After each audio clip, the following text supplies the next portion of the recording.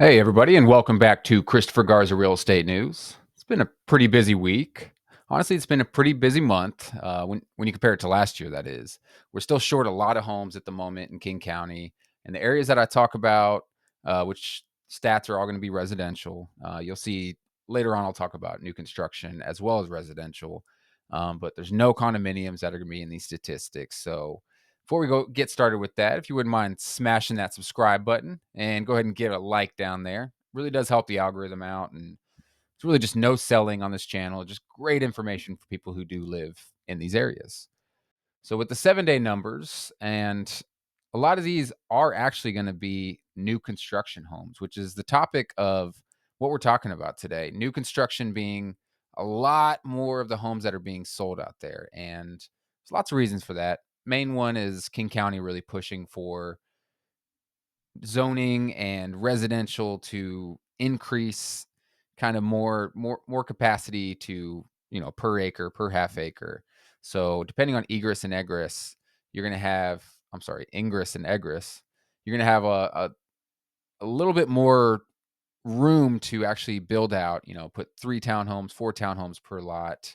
Whereas before it was usually just zoned certain way in order to not build in so much. So a lot of that's changing, and you're seeing a lot more new construction on the market at the moment for that reason. So with the 7-day numbers, before we get too deep into that, you have 98 homes, new listings, and with those homes pending, you have about 110. So I think it just changed. Two homes went pending right when I was starting to get all those numbers together.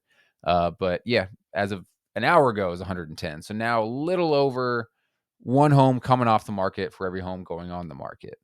Now, 58 people missed that kind of push and the low interest rates by pricing it a little too high. So you see a lot of price reduced here as well, with 58 homes being reduced.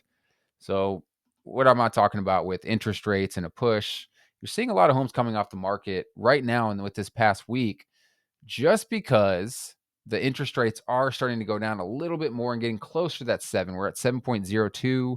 Yesterday we had 7.03. So a lot of homes coming off the market with these lower interest rates. People kind of seeing that the interest rates are at a certain thing. They want to lock it in at this rate with a home that possibly maybe they wouldn't have thought about it prior. But again, when the interest rates start moving a little closer to that 6.8 mark, which Lawrence Yun says is a huge, push for buyers to get in the market, and people that might have been on the fence to kind of say, you know what, interest rates are kind of working with me. The nice number there is 6.8. So a lot more movement in the market already at this 7. Weather probably has a lot to do with that as well. So what am I talking about when I say new construction and previously owned homes? And what do you mean new construction is the major part of the market? When you see new listings here, only 72 of them out of the 435. Well, historically, when you look at even a year ago, November 2022, August, you're seeing 40, 30, maybe 50 homes being new construction, and that, 40, 70 being kind of previously owned residential. And even last year, you had a lot more new construction homes and even when you compare it to kind of the previously owned. So right now you're seeing a lot more homes coming on the market, but the new construction actually hasn't really been selling as much or as well just because of these interest rates. So again, you're seeing those 70, 80 numbers. Now you're only seeing 50 to 40 high right here in February of 70 right there coming off the market being new construction.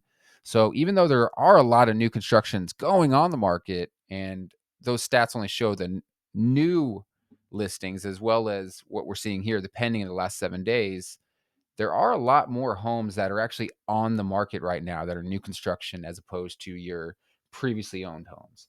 So right here on May of last month, you have a little under a third of the homes being new construction that are for sale on the market, which is huge. And even the month prior to that, you had, I don't want to say a little under half, but a little under a quarter right there. So, or a little over a quarter right there, which is crazy when you're thinking about new construction in the area that I speak of, and the actual previously owned homes.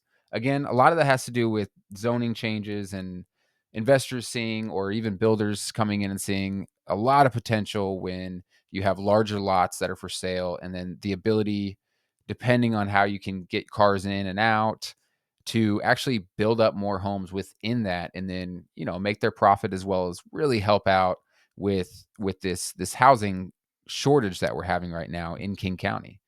And again, when you look at the new construction versus previously owned, there were times where it got close, and it was, February, January, kind of the slower months anyway, which a lot of those new construction wanted to push.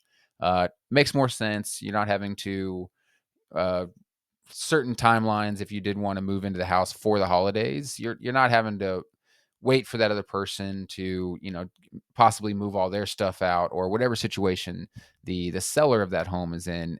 It might kind of stop you from getting into that home prior to the holidays. So you do see a lot more movement as well with these new construction during, before and during the holiday season. So um now right now, a lot of this movement, due to all the new construction in the King County, is really throughout the entire year. Again, not with the interest rates being super high, or what you would consider super high, but you do see a lot more homes coming off the market now that the interest rates are lowering, and there have been so many on the market. So it's kind of interesting. It's going to be really fun to watch. Now, when we're talking about how much are they getting for their actual sale of the original price, they're still not at the 100%, but the new construction are getting close to that 100%. And previously owned homes still, killing it out there, 101.9%. That's why, I mean, if you're not properly pricing your home, you're just going to be kind of like in these November months, the slower months. You're going to be getting 96, 92. I've seen out there percent of what your original percentage list price was, and you have your holding costs. You have all these people that are going through your home and just kind of not buying it. So it's really a hit on your ego there as well as having to constantly stay show ready, and possibly eating out all the time because you don't want dirty dishes in the sink. All the stuff that you would go through with selling a home. So really getting that price correct, and kind of seeing what else is in the market as far as new construction or what's selling around you is super important. So if you have any questions, feel free to go ahead and comment on it and smash that like button. See you next week.